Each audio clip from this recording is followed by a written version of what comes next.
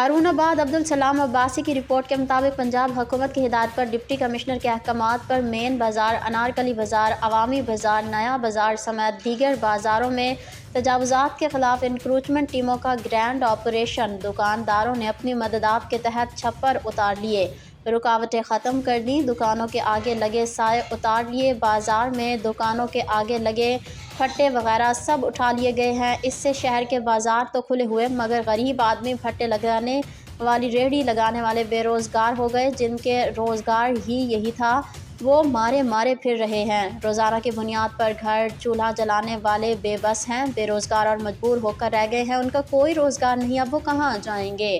شہر کے بڑے بڑے دکاندار تاجر بھی کچھ نہیں کر پا رہے۔ انتظامیہ کا کہنا ہے اوپر سے آرڈر ہیں، ہم کیا کریں؟ اب بھی انتظامیہ کے من پسند لوگوں کے اڈے، ریہڑیاں وہیں لگی ہیں۔ تجاوزات کے خلاف آپریشن سے شہر کی خوبصورتی میں اضافہ تو ہوا، تجاوزات کے خاتمے سے ٹریفک کی مکمل بحالی سے عوام کی زندگی میں آسانی پیدا تو ہوئی، مگر غریب روزی کمانے والے در بدر ہو گئے۔